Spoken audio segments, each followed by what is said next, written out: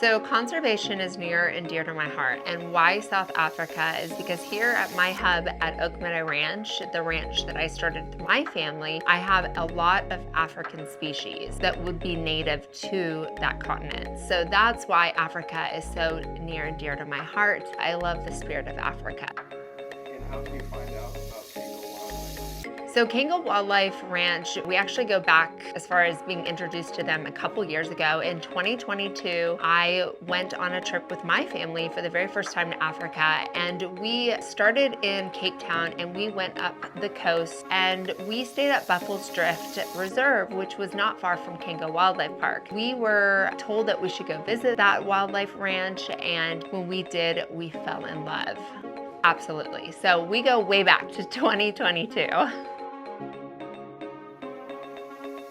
This time around, when I went back to Kango Wildlife Ranch, I went back as a volunteer in the volunteer program. So it was a very different experience than the first experience I went when I was just a guest. And so when we went as volunteers, we got to do everything from work with the curators as far as overall care with the animals, making sure all of the animals were fed daily. We got to physically feed.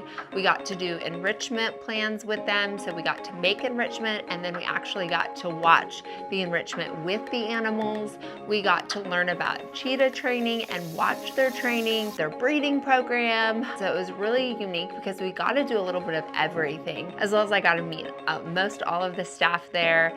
I got to just pick their brains and get a lot of education on why they do what they do. Kango Wildlife Ranch has been open for almost 40 years, so they've been around for quite a while. Your most memorable animal encounter?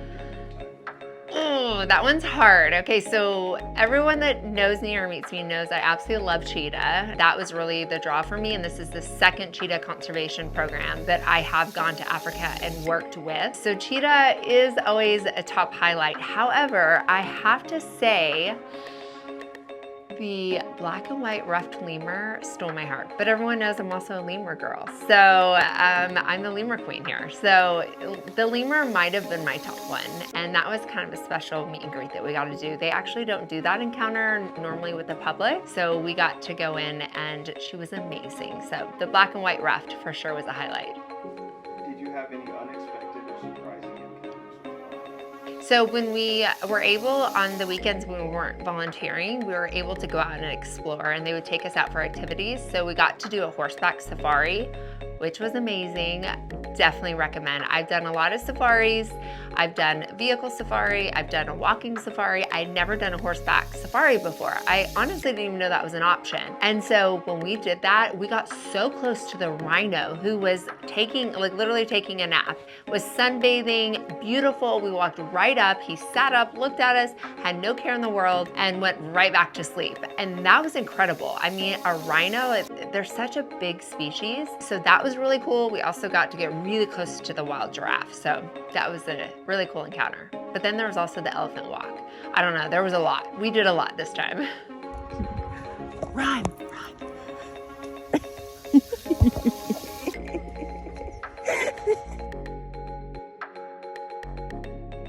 So as far as difficulties, I would say that this was probably the best conservation trip.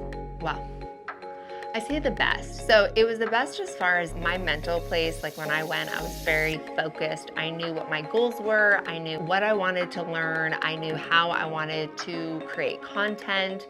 And so I think for me, this trip was a very different trip than my other trips that I've gone in the past. A very different trip. All of them have been incredible. I've met some of the most incredible people, but it was so different. So as far as difficulties, challenges, other than having to clean the fish tank, This is worse. Did you Hold up, everybody! Woo! Oh, I'm just trying to ignore it. Oh my god. Oh, there's so No, much. I can't. You're in it! You're in it! Oh my god! Oh my god. Go, Kristen! Go, Kristen. Go in there, go open your eyes. Just go. Go! Go under! I told you not to. the snake.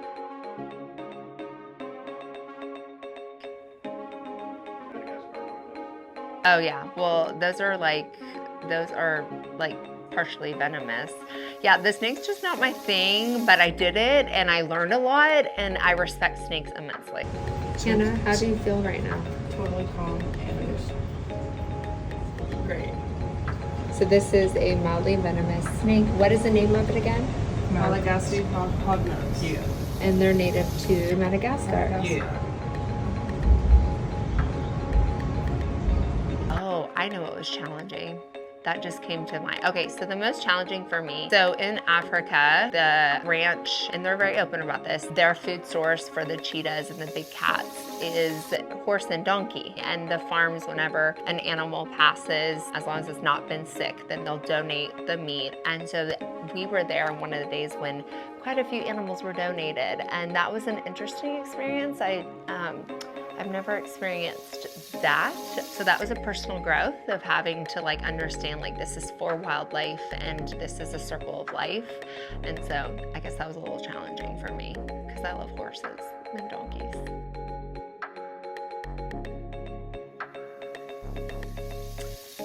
The one thing I can say about this trip, I always grow. I always have personal growth. I think coming out of this trip, I have just so much determination to continue to grow, continue to be a voice for wildlife, continue to work with other programs, other facilities. That's always been a dream of mine, to work together as a whole, and of course, continue to learn and work with scientists and researchers and vets and all of that. And of course, that continues. And every time I go to Africa, there's like a spark that's like, oh my gosh, I'm like, let's do it, let's do this project, do this. You know, you get super motivated because it's exciting.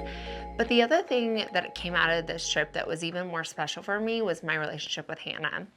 And I'll probably get teary-eyed, but Hannah and I, you know, Hannah, as everyone probably knows that follows us, she's one of my guides. She's my head guide now. And Hannah's worked with me and for me for a couple years. And this was the most incredible trip for us together. And for me to watch with my own eyes her experience Africa, because she's our future, and she loves conservation. And to be able to watch her grow and get excited, and just that fire that was put into her on this trip, like put more fire into my soul. So I think that was the thing that was so incredible about this trip, was our bond got stronger, we got closer, we had so much fun, we made so many memories, we laughed as like sorority girls. It was hilarious. We laughed for days, and we got along so well. But I got to see her just live out her dream, and it's a credible dream. At 23 years old, she got to go to Africa, and that was super special for me. Kango Wildlife Ranch, they are similar to us, but on a bigger scale. They are a facility that has ambassador programs, so you can do encounters at their facility. You can encounter cheetah, lemurs, snake. They have a couple other little encounters, so you can go and do those encounters similar to what we do here at Oak Meadow Ranch. But they also have big cats, they have tigers, they have leopards, all kinds of really cool species. Then the other part of the ranch is they are a cheetah breeding conservation program, so they actually breed cheetahs at the facility. Some of those cheetahs do come into the ambassador program. Some of those cheetah cubs go back into the breeding program, and some of those cheetah cubs do go to other facilities. Like I know for sure they had mentioned Australia had some of their cubs. The really cool thing about Kango is they just actually released their very first cheetah that was captive bred, hand raised, and they released her back into the wild. It has been successful.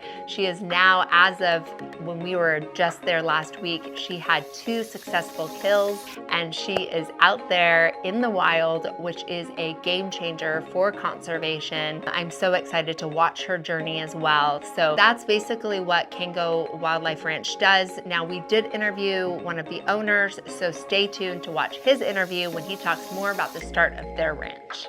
What was your overall first impression of Kango Wildlife Ranch? When we first arrived and got off the plane, as everyone knows, they lost her bag, because that's like a trend for Kristin that goes to Africa. I lose my bag every time. No, I'm just kidding. But they did lose my bag. So when we first got off, we were a little a little bummed, but we snapped out of it. From George Airport to Kango Wildlife Ranch, it's about 15 minutes. So the whole ride there, it was incredible. The views are beautiful. The drive was definitely necessary to unwind. But when we got there to the ranch and got to see the volunteer house, I thought it was like a welcome center. It was beautiful. It was this beautiful home. And we walk in and I'm like, oh, they're greeting us here, gonna show us to our little tents that we're staying in. No, that's like the house you stay in, and you get rooms, and it's just incredible. And they were so welcoming, and all the other volunteer girls were there, and the host, he's one of the owners there, the son of the actual owner, he was there, and they showed us around. There was food for us that was homemade. I mean, it was just beautiful. It was like literally like a family. Kango Wildlife Ranch is just like us. It's a family, and those staff are family members. And that love at that place is incredibly beautiful. And would you recommend this experience to others in wildlife conservation, and how can they get involved? Absolutely, hands down. I will be going back with my other staff, no matter what. If people are not aware, you have to pay to volunteer. That's actually some of the income to take care of the animals comes from volunteers. So they get volunteers from all over the world. They get vet students that come in, people that just want to work with wildlife, that are interested in it, or maybe they're retired and they just want to go do something different. So anyone can apply to volunteer. You just fill out the paperwork and go through the steps. Super easy. It's so easy, and we can help by any means. I would recommend this for everybody to do. Even if you're not in wildlife, you just want to take a break and go and work with wildlife and learn more about the care of wildlife in captivity. Very important. So if you want more information, they have a website, Kango Wildlife Ranch. You can Google them, you can contact us. We'll give you all the information. We'll help you contact who to contact. They're all incredible. Please go and volunteer for them. Help them continue their work because they're doing great work. Stay tuned for Hannah's interview. I can't wait to do that too. Thanks, guys.